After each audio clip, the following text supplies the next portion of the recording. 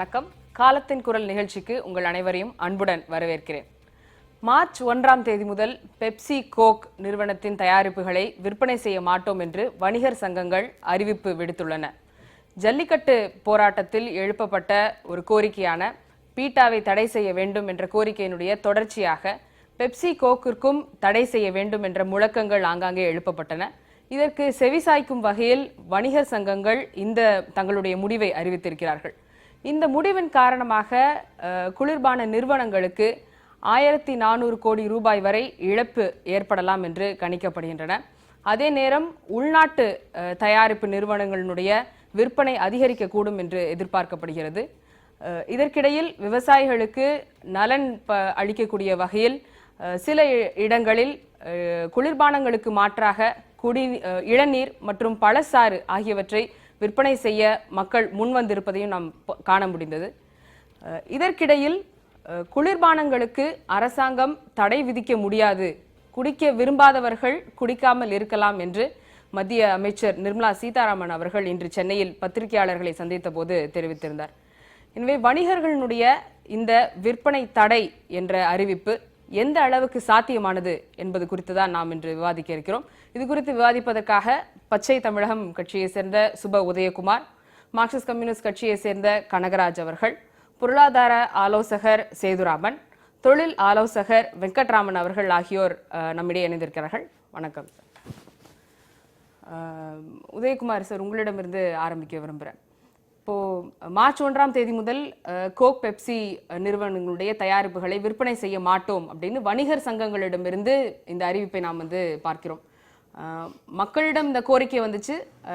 அதனுடைய வெளிப்பாடாக நாங்கள் ஏற்கனவே இந்த மாதிரி ஒரு கோரிக்கையை வைக்க வேண்டும் என்று நாங்கள் நினைத்திருந்தோம். ஆனால் அதற்கான சூழல் தற்பொழுது இருப்பதாக நினைக்கிறோம். அதனால் இப்பொழுது இதனை அறிவிக்கிறோம் அப்படின்னு சொல்லி வணிகர் சங்கங்கள் இந்த அறிவிப்பை வெளியிட்டிருக்கிறார்கள். இந்த விற்பனை தடை அப்படின்றது எந்த அளவுக்கு சாத்தியப்படும் நினைக்கிறீங்க? அது மக்களை பொறுத்தது. ஆனால் மக்கள் இந்த ஒத்துழையாமை இயக்கத்திற்கு நிச்சயமாக ஆதரவு கொடுக்க வேண்டும். இன்றைக்கு தமிழ்நாட்டை எடுத்துக்கொண்டால் மிகப்பெரிய வறட்சி தாண்டவமாடிக்கொண்டிருக்கிறது. விவசாயிகள் இன்றைக்கு தற்கொலை செய்து கொள்கிற அளவுக்கு மிகப்பெரிய நெருக்கடிக்குள்ளே இருக்கும்போது நமக்கு இந்த வெளிநாட்டு குளிர்பானங்கள் தேவையில்லை. தாமிரபரணி ஆற்றிலிருந்து கிட்டத்தட்ட 18-19 லட்சம் லிட்டர் தண்ணீர் ஒரு நாளைக்கு எடுக்கிறார்கள். மிக குறைந்த விலைக்கு வெறும் 33 பைசாவை கொடுத்து இந்த தண்ணீரை எடுத்து இந்த குளிர்பானங்களை தயாரித்து 1/2 லிட்டர் பெப்சி அல்லது கோக்கை 35 ரூபாய்க்கு விற்கிறார்கள். எவ்வளவு பெரிய லாபம்! இது இப்ப தமிழ்நாட்டினுடைய மிக முக்கியமான தேவை கிடையாது. தாமிரபரணியிலிருந்து பெப்சி கோக் உள்ளிட்ட வெளிநாட்டு நிறுவனங்களுக்கு மட்டும் தரப்படவில்லையே நீங்க சொல்ற அதே விலையில மற்ற நிறுவனங்களுக்கும் தண்ணீர் தரப்படுகிறது. உள்ளூர் நிறுவனங்களுக்கு எந்த அளவு தரப்படுகிறது எனக்கு தாமிரபரணியிலிருந்து வெளியே உள்ளூர் நிறுவனங்கள் எதுவும் எடுத்த மாதிரி தெரியல. சிப்காட் மூலமாக 27 நிறுவனங்களுக்கு வழங்கப்படுகிறது. அதுல 2 தான் பெப்சி கோக் உள்ளிட்ட நிறுவனங்கள். அதற்கு தான் தண்ணீர் எடுப்பதற்கு தற்பொழுது இடைக்கால தடை கொடுக்கப்பட்டிருக்கிறது. உண்மையை சொல்ல போனா இப்போ தமிழ்நாட்டில் இருக்கக்கூடிய மிகப்பெரிய வறட்சியை எதிர்கொள்வதற்கு அரசு எந்த அளவு முன்னெச்சரிக்கை நடவடிக்கைகள் எடுக்கிறாங்கன்னு தெரியல. இப்போ எங்க ஊர்ல எல்லாம் பாத்தீங்கன்னா ஒரு நாளைக்கு 15 நாளைக்கு ஒரு தடவை தான் குடிக்கிறதுக்கே தண்ணி வருது. நிலத்தடி தண்ணீர் தமிழகத்தில் கிட்டத்தட்ட 70-80 விழுக்காடு குறைந்து விட்டது என்று ஒரு ஆய்வு சொல்லுகிறது. எனவே நிலத்தடி தண்ணீர் இவ்வளவு ஒரு பெரிய ஒரு அச்சுறுத்தலுக்கு உள்ளாகி இருக்கும்போது இது நம்முடைய அத்தியாவசிய தேவை கிடையாது. அரசை பொறுத்தவரை இந்த மாதிரியான தடைகளுக்கு நாங்கள் முன்வர மாட்டோம் என்று சொல்வார்கள். காரணம் அவர்களுக்கு பல நெருக்கடிகள் இருக்கின்றன.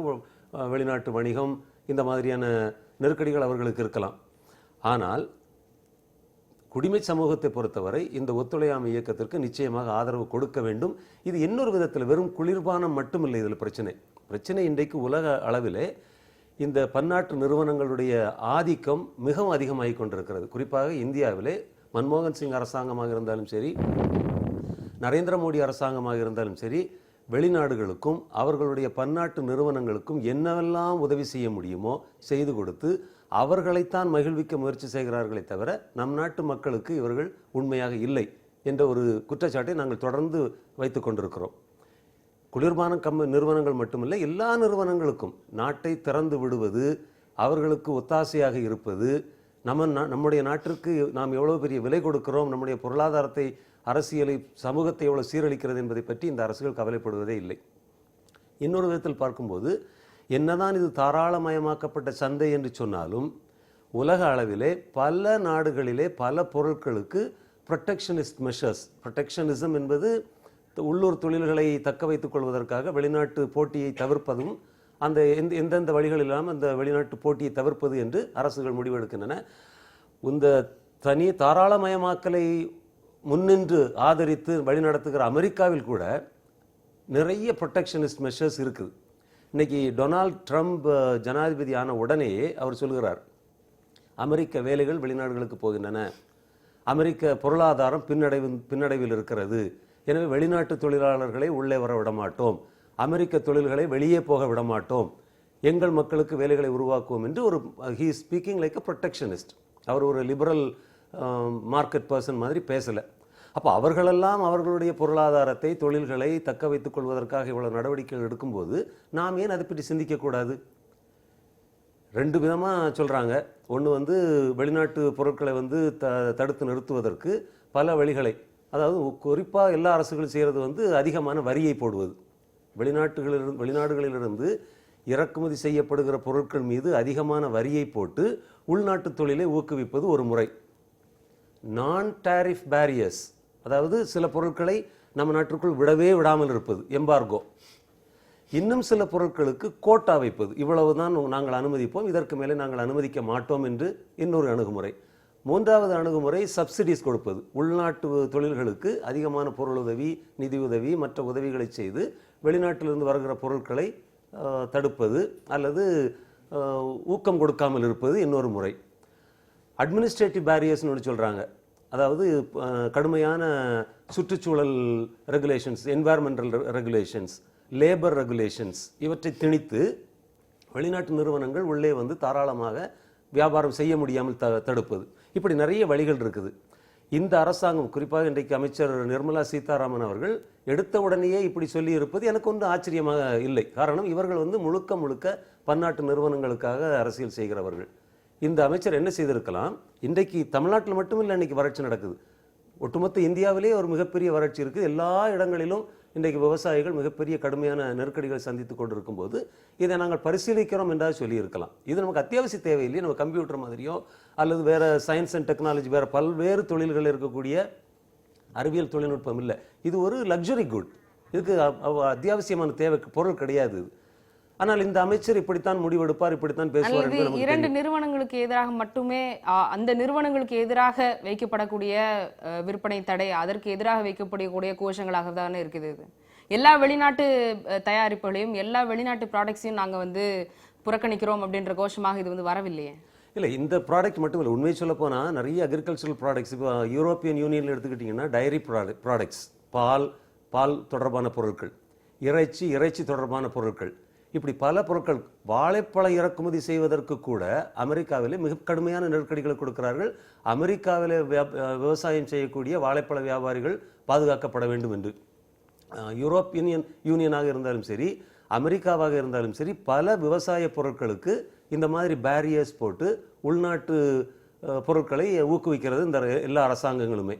அப்போ நாமும் அதே மாதிரி, இப்போ வேர்ல்ட் ட்ரேட் ஆர்கனைசேஷனில் நம்ம ஒரு உறுப்பினராக இருக்கிறோம். இந்த உலக நடவடிக்கைகளில் நாமும் ஒரு அங்கத்தினராக இருப்பதால் பல விஷயங்களில் நம்ம அந்த உலக நாடுகளோடு ஒத்துப்போக வேண்டிய தேவை இருக்கலாம். ஆனால் அமெரிக்கா, யூரோப்பியன் யூனியன் நாடுகளெல்லாம் அவர்களுடைய விவசாயம் சம்பந்தப்பட்ட தொழில்களை பாதுகாக்கும் போது நிச்சயமாக நம்முடைய அரசு, அதுவும் இந்திய தேசியம் பேசுகிற ஒரு அரசு, நம்முடைய விவசாயிகளை, நம்முடைய விவசாய தொழிலாளர்களை ஊக்குவிக்கிற மாதிரி, பாதுகாக்கிற மாதிரியான முடிவுகள் நிச்சயமாக எடுக்க முடியும், எடுக்க வேண்டும். ஆனால் மத்திய இந்த பாரதிய ஜனதா அரசு நிச்சயமாக எடுக்காது. வெங்கட்ராமன் அவர்கள், இப்போ இவர் கூறியது போல இது ப்ரொடெக்ஷனிஸ்ட் மெஷர்ஸ் நமக்கு இல்லை அப்படின்றது தான் இதற்கு பின்னால் இருக்கக்கூடிய, இந்த விற்பனை தடைக்கு பின்னால் இருக்கக்கூடிய காரணமாக பார்க்கிறீர்களா? இல்லை இந்த விற்பனை தடை உண்மையாகவே சாத்தியம் அப்படின்னு நீங்க நினைக்கிறீங்களா? இது வணிகர்களுக்கு எந்த பொருளை விற்கலாம், எந்த பொருளை விற்க வேண்டாம் தீர்மானிக்க கட்டாயம் உரிமை உண்டு. அதை யாருமே மறுக்க முடியாது. அதே சமயம் இந்த மாதிரி ஒரு தீர்மானம் செய்யும்போது மக்களுக்கு அவங்க ஒரு விஞ்ஞான ரீதியில், பொருளாதார ரீதியில் அது கூட ஏன் இப்படி தீர்மானம் எடுத்தோன்னு விளக்க வேண்டிய கடமை உண்டு.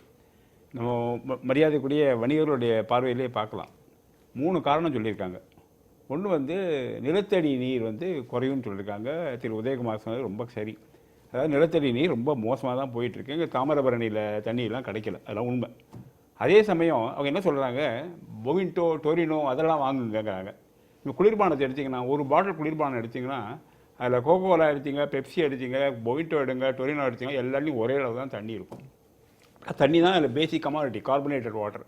அதில் வந்து இன்றைக்கி வந்து நீங்கள் இப்போது இதை கொக்கோ கோலாவை தடுத்துட்டு பெப்சியை தடுத்துட்டு அதே அளவில் டொரினோவோ பொவின்டோவோ விற்க ஆரம்பிச்சுன்னு வச்சுங்க, தண்ணி தேவை குறையவே குறையாது. அதனால் நிலத்தடி தண்ணீரை குறைக்கணும்னா என்ன செய்யணும், இன்றைக்கி தமிழ்நாட்டில் இருக்க அசாத்திய நிலையில் கம்ப்ளீட் எல்லா பானகத்தையும் நிறுத்தி வைக்கணும். அதுதான் நிலத்தடி நீரை தாண்டி அவங்க சொல்ற மற்றொரு கோரிக்கை, லாபம் வந்து வெளிநாட்டுக்கு சென்று விடுது, உள்நாட்டு தயாரிப்புகளை வந்து பாதுகாக்க வேண்டிய அவசியம் இருக்குன்ற கோரிக்கை. அது அடுத்த பிரச்சனை. இது ஒரு கேள்வி. ரெண்டாவது வந்து இன்னொரு சொல்கிற காரணம் வந்து இந்த வெளிநாட்டு பெப்சி கூட விஷ கருமிகள் இருக்கிறேன் அப்படிங்கிறாங்க. அதுவும் ஒரு தவறான வாதம். அதாவது அதில் என்ன இருக்குது, கோகோ கோலா பெப்சியில் எடுத்திங்கன்னா ஹை ஃப்ரக்டோஸ் சிரப்புன்னு இருக்குது. ஒன்றும் இல்லை, சக்கரை. நம்ம டொரினோ பொவன்டோலையும் சக்கரை இருக்குது. சிட்ரிக் ஆசிட் அவங்க போடுறாங்க, இவங்களும் சிட்ரிக் ஆசிட் அங்கே இருக்குது. அங்கே கேஃபின் போடுறாங்க. கேஃபின்ங்கிறது செயற்கையில் பண்ணலாம், இயற்கை பண்ணலாம். டீ லீவ்ஸ்லேருந்து பண்ணுற கேஃபின். கோகோ கோலாவில் நேச்சுரல் கேஃபின் தான் யூஸ் பண்ணுறாங்க, இவங்களும் கேஃபின் யூஸ் பண்ணுறாங்க. இப்போ ப்ரிசர்வேட்டிவ்னு ஒன்று இருக்கும், அப்புறம் ஃப்ளேவர் எய்ட்ஸ்ன்னு இருக்கும், அவங்களும் ஃப்ளேவர் எய்ட்ஸ் யூஸ் பண்ணுறாங்க, இவங்களும் ஃப்ளேவர் எய்ட்ஸ் பண்ணுறாங்க. இதில் வந்து அடிப்படை என்ன சாதனங்கள் உள்ளே போகிறதுன்னு பார்த்தீங்கன்னா பெரிய வித்தியாசமே கிடையாது. அதனால் இதில் வந்து எல்லாம் டெஸ்ட் பண்ணி எல்லாம் சர்டிஃபை பண்ண தான் டொரினோவை பர்மிட் பண்ணலான்னா ஒரு விஞ்ஞானி ரீதியில் கொக்கோ கோலாவை பர்மிட் பண்ண நியாயமே கிடையாது. அதில் ஒன்றும் அடிப்படை இல்லை. மூணாவது வந்து வெளிநாட்டு வியாபாரம். வெளிநாட்டுக்கு வந்து நம்மளோட பணம் வெளிநாட்டுக்கு போகிறதுங்கிறது அது உண்மை. அதாவது வெளிநாட்டோட கோகோ கோலா இங்கே வந்து பண்ணாங்கன்னா அவங்க நிறுவனம் போகும். அது இன்றைக்கி வந்து இருக்கிறது பன்னாட்டு ஒரு குளோபலைஸ் எக்கானமி. இந்த குளோபலைஸ் எக்கானமியில் தடுத்து தனியாக ஒரு நாடு இருக்க முடியாது. இன்றைக்கி நம்ம இதே சொல்கிற மாதிரி சரி நாளை வெளிநாட்டில் வந்து திருப்பூர்லேருந்து ஜவுளியை வாங்க மாட்டோம், ஜமக்காலத்தை எடுக்க போக முடியாது, நம்ம தீப்பெட்டியை கொண்டு போக முடியாது, தோல் பொருளை கொண்டு போக தமிழ்நாடு நிறைய குறைஞ்சி போயிடும். இது வந்து ஒன் வே டிராஃபிக்கே கிடையாது, இது வந்து ஒரு ஒற்றை பாதையே கிடையாது, 2 படி பாதையும் இருக்குது. இன்றைக்கி அப்படி தான் செஞ்சாகணும். ரெண்டாவது WTO ரெகுலேஷன் பற்றி உதயகுமார் நல்லா சொன்னார். WTO ரெகுலேஷன்ஸை பற்றி ஃபேர் ப்ராக்டிஸஸ் இருக்குது. எல்லா டபாலும் பேன்லாம் பண்ண முடியாது. அதில் ரெண்டாவது மூணாவது வந்து நம்மளை ப்ரொடெக்ட் பண்ணலைங்கிறது உண்மை இல்லை. மகாராஷ்டிராவில் வெங்காயத்தோட விலை ரொம்ப குறைஞ்சிது. வெங்காயத்தோட விலை ரொம்ப குறைஞ்சோன்னா இம்போர்ட் டியூட்டியை கூட்டினாங்க, கூட்டாமல் இல்லை, அங்கங்கே நடக்கும்போது செஞ்சுட்ருக்காங்க. இன்றைக்கி தமிழ்நாட்டில் நடக்கிறது ஒரு அசாதாரண சூழ்நிலை. இந்த விவசாயிகள் ரொம்ப கஷ்டப்படுறாங்க, ட்ராட் ஃபெயில் ஆகிடுது. இதுக்கு வந்து ஒரு அடிப்படை ஒரு வழியை முறையை கண்டுபிடிக்க நிறைய வழிமுறைகள் செஞ்சுட்ருக்காங்க, செய்ய வேண்டியது நிறையா இருக்குது. இதில் வந்து வெளிநாட்டு நிறுவனங்களை பேன் பண்ணுறதுனால ஒன்றும் பிரச்சனை இல்லை. இன்றைக்கி செய்ய வேண்டியது நிலத்தடி நீரை ப்ரொடெக்ட் பண்ணணும். நிலத்தடி நீரை ப்ரொடெக்ட் பண்ணி எந்த விதத்துலாம் வேணும். இது கோகோ கோலாவையும் பேன் பண்ணுங்கள், பெப்சியும் பேன் பண்ணுங்கள், டொரினோவையும் பேன் பண்ணுங்கள். தமிழ்நாட்டில் ஒருமே பானங்களுக்கு தண்ணி எடுக்கக்கூடாதுன்னு சொல்லுங்கள், நான் ஆள் வைப்பேன். எனக்கு ஒன்றும் நான் அவங்களுக்காக பெப்சி கோகோ பேசலை. பட் ஒரு செய்யும்போது ஒரு வணிகர்கள் செய்யும்போது ஃபேர் ப்ராக்டிஸஸ் ரொம்ப முக்கியம். அதாவது நான் அங்கேயே வர தடுப்பேன், இங்கேயே அங்கே போட தடுக்க முடியாதுன்னு என்ன நியாயம்? அதே மாதிரி சொல்லலாம் பங்களாதேஷ்க்கு. பங்களாதேஷ்க்கு நமக்கு பயங்கர எதிர்ப்பு இருக்குது, இந்த பர்டிகுலர்லி திருப்பூர் டெக்ஸ்டைல்ஸ்லாம் போகிறதுக்கு. பங்களாதேஷில் இங்கே உள்ள விட கறாங்க. இன்டர்நேஷனலில் பயங்கர காம்படிஷன் இருக்குது. வேர்ல்டு மார்க்கெட்டில் நமக்கும் லெதர் ப்ராடக்ட்ஸ்க்கும் நமக்கும் சைனாவுக்கும் பெரிய போட்டி இருக்குது வேர்ல்டு மார்க்கெட்டில். அந்த மாதிரி இருக்கும். அவங்களும் இதே மாதிரி செஞ்சால் என்ன ஆகும்? ஸோ என்ன, நான் கண்ணாடி கூட்டில் இருக்கும் கல்லெறியக்கூடாதுங்கிற மாதிரி இன்னும் கொஞ்சம் வணிகர்கள் ஆலோசிச்சுட்டு தான் தோன்றது, கொஞ்சம் ரொம்ப அவசரப்பட்டாங்கன்னு தோன்றது இருக்குது. 4வது ஒரு காரியம் இருக்குது. என்ன சொல்கிறாங்க, இளநீரை உபயோகிக்கலாங்கிறாங்க. இளநீரை உபயோகிக்க தவறு இல்லை. இளநீரில் என்ன, அதில் நிறைய கலோரிஸ் இருக்குது. இளநீரில் வந்து ஒரு அளவு எல்லாமே கோகோலாவாக சரி, டொரினோவாக சரி, எதாக இருந்தாலும் சரி, ஒரு அளவில் உள்ள சாப்பிட பேலன்ஸ்டு டயட்னு சொல்லுவாங்க. அது அளவுக்குள்ளே சாப்பிட்டா ஒரு பிரச்சனையும் கிடையாது. அளவுக்கு மீறி போனால் இப்போ கோகோனட் வாட்டரே ஒரு அளவுக்கு மீறி டாக்டர்கிட்ட போங்க, டயபெட்டிஸ்கார கோகோனட் வாட்டர் தொடக்கூடாது, தேங்காயே தொடக்கூடாது, வாழைப்பழத்தை சில வாழைப்பழத்தை தொடக்கூடாதுப்பாங்க. அதனால் கோகோனட் வாட்டர்லேயும் ஒரு அளவுக்கு மீறி போனால் பிரச்சனை வரும் அதுலேயும். ஸோ எல்லாம் சாப்பிட்டே இருக்கலாம் அர்த்தமே இல்லை. இயற்கையில் வர்றதுனால பொருள் ரொம்ப சுகாதாரம் அதுவும் தவறு கிடையாது. இயற்கையில் வர்றது அந்தந்த இடத்துக்கு தகுந்தபடி அந்தந்த அளவுக்குப்படி சாப்பிட்டா தான் சரியாக இருக்குமே ஒழிய அளவுக்கு அதில் கோகோ கோலாவுக்கும் பொருந்தும், டொரினோவுக்கும் பொருந்தும், இளநீருக்கும் பொருந்தும். அதான் அதில் இஷ்யூ. கனகராஜ் அவர்கள், இப்போ சர்வதேச பொருளாதாரம்ன்றது தடையில்லா பொருளாதாரமாக மாறி இருக்கக்கூடிய இந்த சூழ்நிலையில் அவர் குறிப்பிட்டது போல குளோபலைஸ்ட் எக்கானமியில் இப்படி ஒரு தடை என்பது சாத்தியம் நினைக்கிறீங்களா? இப்படி ஒரு கோரிக்கை நியாயமானதுன்னு நினைக்கிறீங்களா? கட்டாயமா இது வந்து தடையும் சாத்தியம், கோரிக்கையும் நியாயமானது என்றே நான் கருதுகிறேன். அதுக்கு முன்னால், இந்த விவாதத்துக்கு போகிறதுக்கு முன்னால் இப்படி ஒரு முடிவை எடுத்த தமிழ்நாடு வணிகர் அமைப்புகளினுடைய அந்த கூட்டமைப்பு 2 பேருக்கும் என்னுடைய பாராட்டுக்களை நான் தெரிவிக்க விரும்புகிறேன். இந்த போராட்டத்தை எங்கிருந்தாவது தான் தொடங்கணும். அது இதில் தொடங்கினா சரியா, எல்லாவற்றையும் ஏன் எடுக்கலைன்னா ஆரம்பத்திலேயே அப்படி எடுக்க வேண்டியதில்லை. நீங்கள் ஜல்லிக்கட்டில் ஆரம்பித்தது தானே இங்கே வந்து இதில் கல்மினேட் ஆகிருக்கு. இந்த நவீன தாராளமய கொள்கையை ஆதரிக்கிறவங்க ஆரம்பத்தில் என்ன சொன்னாங்கன்னா, வேற ஒன்றும் இல்லைங்க, அங்கேருந்து வெஸ்டர்ன் கண்ட்ரீஸ்லேருந்து தேனம் பாலம் ஓடும் அப்படியே நாங்கள் வெட்டி கொண்டு வந்துக்கிட்டு இருக்கோம், அதை ஏன் தடுக்கிறீங்கன்னு கேட்டாங்க. இப்போ என்ன பேசுகிறாங்கன்னா, நீங்கள் தனித்து வாழ முடியாது, ஏன்னா பிரச்சனை அதிகமாகிடுச்சு. இப்போ நீங்கள் வந்து இதனால் இந்த லாபம் கிடைத்திருக்கிறது, எனவே இது நீடிக்க வேண்டும் என்று சொல்ல முடியாத போது என்ன சொல்கிறாங்க அப்படின்னு சொன்னால், நாம் வந்து ரொம்ப தூரம் வந்துட்டோம், 25 வருஷம் வந்துட்டோம் அப்படின்னு சொல்கிறாங்க. ட்ரம்ப் என்ன சொல்கிறாரு, அந்த டிரான்ஸ் பசிபிக் ட்ரேட் அக்ரிமெண்ட் இருக்கு, அது கொஞ்சம் வித்தியாசமான அக்ரிமெண்ட்டு. இன்ஃபேக்ட் அவங்க வந்து 12 நாடுகளோடு போட்டிருந்தாங்க. எப்படி போட்டிருந்தாங்க அப்படின்னா, அமெரிக்க முதலாளிகள் யாராவது இந்த நாடுகளில் முதலீடு செய்தால் அவர்களுடைய லாபத்தை பாதிக்கிற மாதிரியான நடவடிக்கை ஏதாவது அந்த அரசுகள் எடுத்தால் இந்த லாபத்தை ஈடுகட்ட வேண்டியது அந்த அரசாங்கத்தினுடைய பொறுப்பு. இப்படி ஒரு ஒப்பந்தம் அந்த ஒப்பந்தம். நீங்கள் மேலோட்டமாக பார்த்தீங்கன்னா, அமெரிக்கா மற்ற நாடு அந்த நாட்டில் இருக்கக்கூடிய பெருமுதலாளிகளுடைய மூலதனத்துக்கு லாபத்துக்கு உத்தரவாதம் கொடுக்குது. ஆனால் ட்ரம்ப்புக்கு வந்து என்ன சொன்னார் அப்படின்னா, இவனுக்கு இப்படி ஈஸியாக கிடைக்கிறதுனால சீப் லேபர் கிடைக்குது, அங்கே கொண்டு போய் உற்பத்தி பண்ணுறான், இங்கே கொண்டு வந்துடுறான், அப்போ என் நாட்டு தொழிலாளிகளுக்கு வேலை கிடைக்கல அப்படின்றார். அதனால் அவர் என்ன சொல்கிறாரு, ஒன்று நீ மரியாதையாக அந்த ஒப்பந்தம் நான் ஏற்றுக்கொள்ள மாட்டேன்னு சொல்லிட்டார், நம்பர் 1.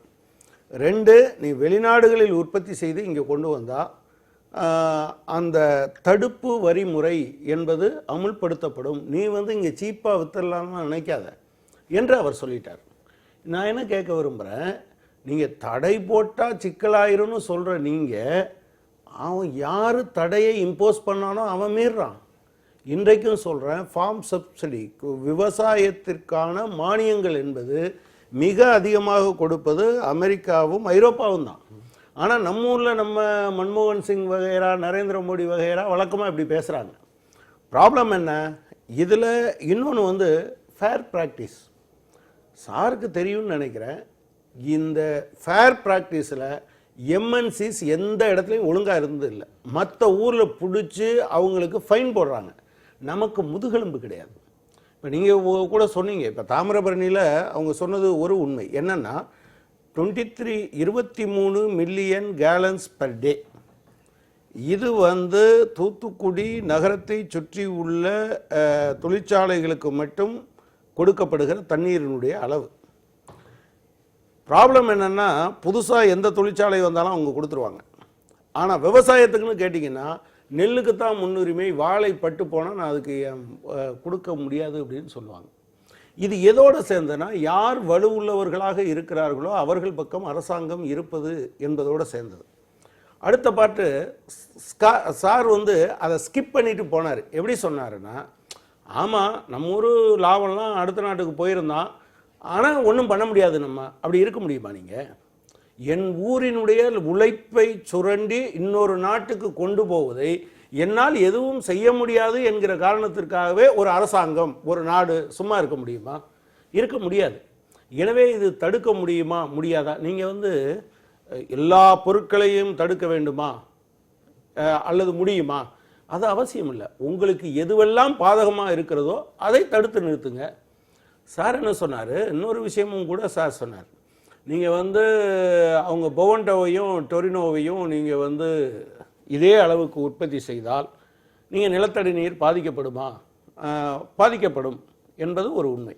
ஆனால் இவன் வைக்கிற காஸ்ட், இப்போ நீங்கள் ஆரம்பத்தில் வர்ற ஒரு கோரிக்கையை வடிவமைக்கிற போதே 100% இது சரியாக இல்லை என்று புறந்தள்வதற்கு பதிலாக நீங்கள் குளிர்பானத்துக்கு என்றால் எவ்வளவு எடுக்கலாம், எந்த, இப்போ நீங்கள் 375 பிளாக் இருக்குது தமிழ்நாடு முழுவதும், இந்த 375 பிளாக்லையும் நிலத்தடி நீர் திருப்திகரமான அளவில் இருக்கிறது என்கிற நிலையில் ஒன்று கூட இல்லை. இந்த கடலோரத்தில் இருக்கக்கூடிய பல ஒன்றியங்களில் நீங்கள் கடல் நீர் நிலத்தடி நீரோடு கலந்து விடுவதற்கான ஆபத்துக்கள் இருக்கிறது என்று சொல்லப்பட்டிருக்கு. ஸோ இந்த பின்னணியில் தான் இந்த பிரச்சனைகள் வருகிறது. நீங்கள் நம்மூர் நிறுவனங்கள் பெரிய அளவுக்கு, இவங்கெல்லாம் சின்ன நிறுவனங்கள், இவங்களால நீங்கள் இப்போது இங்கிலாந்தில் இருக்கக்கூடிய ஒரு நிறுவனத்தின் மீது அவங்க கோர்ட்டு ஃபைன் கட்ட சொல்லிச்சு. எதுக்கு? லஞ்சம் கொடுத்து நம்மூர் ஆட்களை இன்ஃப்ளூயன்ஸ் பண்ணாங்கன்னு அவனுக்கு கோர்ட்டு தண்டனை கொடுத்துருச்சு. ஆனால் நம்ம ஊரில் அதை பற்றி பேச்சு கிடையாது. அவன் ஊர்லெலாம் அது எத்திக்ஸை ஃபாலோ பண்ணுங்கிறது இருக்குது. ஆனால் நம்முடைய அரசாங்கத்துக்கு அந்த முதுகெலும்பு திராணி கொள்கைகளில் கிடையாததன் காரணமாகத்தான் அப்படி சொல்கிறாங்க. நீங்கள் நிர்மலா சீதாராமனே கொஞ்ச நாளைக்கு முன்னால் அவங்க சில கூட்டங்களில் பேசியதாக எனக்கு நினைவு. நம்ம சுதேசி ஜாக்ரன் மஞ்சுன்னு வச்சுருந்தாங்க. நம்ம குருமூர்த்தியெல்லாம் மாஞ்சு பேசுவார். நீங்கள் மன்மோகன் சிங் இருக்கும்போது அந்நிய பொருட்களுக்கெல்லாம் தடை இருக்கணும், கட்டுப்பாடு இருக்கணும். ஆனால் நாங்கள் வந்துட்டோம்னா அதெல்லாம் பிரச்சனை இல்லை, மக்களாக பார்த்து செய்தால் அவங்க. ஆனால் அவங்க அதில் ஒரு பாயிண்ட் இருக்குது. அரசியலாக நீங்கள் பார்த்தீங்கன்னா ஜல்லிக்கட்டுக்கு பண்ண மாதிரி நீங்களாக பண்ணிங்கன்னா நாங்கள் போஸ்ட் அடித்து ஓட்டிப்போம், நீங்களாக இதை தடை பண்ணிங்கன்னா நாங்கள் சுதேசிக்கு ஆதரவானவங்கன்னு சொல்லிப்போம் அப்படிங்கிறத ரொம்ப பளிச்சுன்னு இன்றைக்கி முன் வச்சுட்டாங்க என்பதைத்தான் நான் பார்க்க விரும்புகிறேன். திரு சேதுராமன் அவர்கள், உங்களுடைய கருத்தின் தடை பற்றி. இது வந்து ஒரு எமோஷ்னலான இஷ்யூ. இந்த தமிழ்நாடு வணிகர் சங்கம் எடுத்துக்கிற முடிவு வந்து ரிலேட்டட் டு ஜல்லிக்கட்டு, அதை ஒட்டி பீட்டா ஆதரவாக இருக்குன்னு சொல்கிற கருத்தை மையப்படுத்தியிருக்கு. நான் 2 விஷயமா அதை பார்க்குறேன், 2 கோணத்தில் பார்க்குறேன். ஒன்று வந்து உள்நாட்டு தயாரிப்பை அதிகப்படுத்தணும், அதில் முக்கியத்துவம் கொடுக்கணுங்கிற இந்த அரசு முடியாதுன்னு சொல்லும் பொழுது அதில் உள்ள ஃபேக்டெல்லாம் இப்போ பேசிட்டாங்க. WTO இருக்குது, சார் கிளீனாக எக்ஸ்பிளைன் பண்ணிட்டாரு. பட் உள்ள இன்னும் கொஞ்சம் போய் பாருங்களேன். ஒரு தனி மனித உரிமை, எனக்கு ஒரு பெப்சி வேணும்னு வச்சுக்கோங்களேன், அது நீ மறுக்கிறதுக்கு ரைட்டு கிடையாது. ஸோ அந்த மாதிரி நம்ம ஒரு அந்த அப்ரோச்சில் பார்க்கும்பொழுது நீங்கள் டைரெக்டாக ஒரு ரூலை கொண்டு வந்து தடுக்க முடியாது. சார் ப்ரொடெக்ஷனிசம் சொன்னாங்க இல்லையா, அந்த மாதிரி ஒரு ஸ்ட்ரிக்ட் நார்ம்ஸ் கொண்டு வரலாம். திருப்பி நம்ம சொல்ல வர்றது ரெகுலேஷன்ஸ் தான். தாமிரபரணியில் பெப்சிக்கு எவ்வளோ கொடுக்குறியோ அதே பவுன்டோக்கு என்னோட எஸ்எம்இ மக்களுக்கு கொடுக்குறீங்களா, இது விவசாயத்துக்கு கொடுக்குறீங்களா, அந்த மாதிரி ரெகுலேஷன்ஸ் எல்லாம் நம்ம இம்போஸ் பண்ணலாம். பெப்சிக்கு எக்ஸ்ட்ரா கொடுக்கக்கூடாது. Fair practice in terms of price, நீ வந்து இந்த பர்சன்டேஜுக்கு மேலே வைக்கக்கூடாது. அது இந்த மாதிரி ரெகுலேஷன்ஸை இம்போஸ் பண்ணி அது ஒரு விதமாக நம்ம அந்த ஃபாரின் குட்ஸை ஸ்டாப் பண்ணுறதுக்கு இல்லை அதோட என்கரேஜ் பண்ணுறதுக்கு அந்த மாதிரி ஒரு வழிமுறைகள் எடுக்கலாம். சப்போஸ் வணிகர்கள் எடுக்கலன்னு வச்சுக்கோங்களேன், வணிகர்கள் விற்கலை, இப்போ உள்ள அந்த ஆன்லைனில் வந்து எப்படி வேணால் வாங்கிக்கலாமே. தமிழ்நாட்டில் நிப்பாட்டினா மட்டும் பெப்சியோ கோகோ, நான் ஆதரவாக பேசலை, இமேஜின் பண்ணி பாருங்கள் நம்ம என்ன முயற்சி எடுக்கிறோம். அவங்கள வந்து ஸ்டாப் பண்ணுறதுக்கு தண்ணி உறிஞ்சுறாங்க, ஸ்டாப் பண்ணணும்னு நினைக்கிறோம். பட் எல்லாரும் சொல்லியாச்சு, அதே எல்லா குளிர்பானங்களுக்கும் ஆக தான் போகுது. வேறு எப்படி நம்ம பண்ணலாம்? பெப்சி நீ ஒரு லிட்டர் எடுத்தியா, அந்த 1 லிட்டருக்கு தேவையான தண்ணி ரெசிலியன்ஸ் கொண்டு வா. அது எப்படி இன்னும் தண்ணியை எங்களோட நில உற்பத்திக்கு தண்ணி ஊறுறதுக்கு என்ன தேவையான மெஷர்ஸுக்கு இன்வெஸ்ட் பண்ணு. அந்த மாதிரி ஒரு கண்டிஷன்ஸ்லாம் நம்ம போடலாம். ஒரு கோக்கு வந்து நான் இவ்வளோ தண்ணி எடுக்க போகிறேன் அப்படின்னா எத்தனை மரம் நட்டதுக்கும் சான்றிதழ் கொண்டு வா, அதெல்லாம் நம்ம கொண்டு வரலாம். இல்லைனா எனக்கு இந்த மாதிரி செக்ஸ் அண்ட் டேம்ஸ் கட்டு. So CSR responsibility. இதுவரை இந்த மாதிரி இருக்கக்கூடிய ஃபேர் ப்ராக்டிசஸ், அவங்களுக்கு இருக்கக்கூடிய ரெகுலேஷன்ஸ் இதெல்லாம் வந்து அவர்கள் கடைபிடிப்பதில்லை, கடைபிடிக்கவில்லை என்பதுதான் வந்து கடைபிடிக்கலன்றதுனால அது இல்லைன்னு அர்த்தம் இல்லை. அதான் கனகராஜ் சார் சொல்றாருல்ல, அது நம்மளுக்கு முதுகெலும்பு இல்லை எல்லாம் சொல்றாங்க இல்லையா, அதுதான் பாயிண்ட் இருக்கு. நாம்ஸ் இம்ப்ளிமெண்ட் தானே பண்ணணும். நான் வந்து பெப்சி கோக்க முடியாது, இப்போ எனக்கு ஒரு குளிர்பானம் வேணுங்க தமிழ்நாட்டில், பெப்சி கோக்கு வேண்டாம். மற்ற ப்ரொடக்ஷனில் அந்தளவுக்கு ஆர்குமெண்ட் பண்ணுற அளவுக்கு நம்ம என்ன சப்போர்ட் பண்ணியிருக்கோம்? இப்போ பவன்டோ வந்து 1 லட்சம் டென் இமீடியட்டாக வேணும்னா எங்கே இருக்குமா? அவங்க என்ஹான்ஸ் பண்ணுறதுக்கு வாய்ப்பு இருக்கா? அதெல்லாம் தான் ஒரு நடைமுறை சிக்கல். நீங்கள் அந்த இம்ப்ளிமெண்டேஷன்ஸ் எல்லாம் வந்து இந்த ரூல் இருக்குது சார், இந்த ரூல் நீங்கள் ஃபாலோ பண்ணல, ஐ எம் கோயிங் டு பீனலைஸ்னு சொன்னால் then that is a fair practice. இதே பெப்சிக்கு 1 லட்சம் தண்ணி எடுக்கிறீங்களா, அதுக்கு தேவையான இந்த கிராமத்தெல்லாம் குளத்தை தூர் வாரி கொடுங்க, எங்களுக்கு மழைநீர் நாங்கள் சேகரிக்கணும். அப்படி ஒரு லெவல் பிளேயிங் ஃபீல்டை கொண்டு வரலாம். அவங்களோட ப்ராஃபிட்டை நம்ம ஊருக்குள்ளே நிப்பாட்ட வைக்கிறதுக்கு நம்ம என்ன முயற்சி எடுக்கணுமோ, those are all the points. நான் ஸ்டாப் பண்ணிட்டேன் அப்படின்னா என்ன, அதிகபட்சம் என்ன தமிழ்நாடு ஃபுல்லாக ஸ்டாப் பண்ணலாம். நம்ம மற்ற விஷயங்கள்லாம் அவங்களும் ஸ்டாப் பண்ணிட்டாங்கன்னு வச்சுக்கோங்களேன், என்ன ஆகும்? நம்மளோட பொருள் எதுவும் போகலன்னு வச்சுக்கோங்களேன், லெதர் ஆம்பூர்லேருந்து தயாரிக்கிறதோ இல்லை திருப்பூர்லேருந்து தயாரிக்கிறதோ நம்மளுக்கு போகலன்னா என்ன நடக்க போகுது? நம்ம நிறைய தூரம் வந்துட்டோம் குளோபல் ட்ரேடில், அதனால திரும்பி பார்க்க முடியாதுங்கிறதுலாம் இதில். சரி, நம்ம தன்னிறைவு பெற்றுட்டோமா? பெட்டுட்டா நம்ம பேசுறதுக்கு இல்லை. இங்கே அவ்வளோ பவன்டோ, எவ்வளோ டொரினோ, எவ்வளோ இளநீர் மரம் இருந்துச்சுன்னா ப்ராப்ளம் இல்லை. ஏன் பெப்சி கோக்கிங் வந்திருக்கான் இவ்வளோ? உதயகுமார் அவர்கள், இப்போ கன்சியூமர்ஸ்க்கான எப்படி வந்து விற்பனை நாங்கள் செய்ய மாட்டோம் அப்படின்னு சொல்றதுக்கு அவங்களுக்கு உரிமை இருக்கோ, கன்சியூமருக்கான ஒரு ரைட் இருக்கு, எனக்கு இது தேவை, இது வேண்டும்னு கன்சியூமர் சாய்ஸ் இருக்கு. இப்போ அதை வந்து இவங்க மறைமுகமாக தடுப்பதற்கான வழியாக இந்த தடையானது அமைத்துவிடும். மற்றொரு வாதம் வந்து இப்போ இவங்க சொல்லக்கூடிய வணிகர் சங்கங்கள் கீழே இருக்கக்கூடிய கடைகள்லாம் வந்து சிறு சிறு கடைகளாக இருக்கலாம். ஸோ இவங்க வந்து பெரிய நிறுவனங்கள் இல்லைன்னா ஷாப்பிங் மால் அந்த மாதிரியான இடங்களில் வந்து கண்டிப்பாக இவங்க எதெல்லாம் விற்பனை செய்ய மாட்டோம் சொல்றாங்களோ அந்த பொருட்கள் வந்து கண்டிப்பாக கிடைக்கத்தான் போகிறது. அவர்களும் சேர்ந்து இந்த தடைக்கு நாங்கள் ஆதரவுன்னு இது வரைக்கும் வந்து தெரிவிச்சதை நம்ம வந்து பார்க்கல.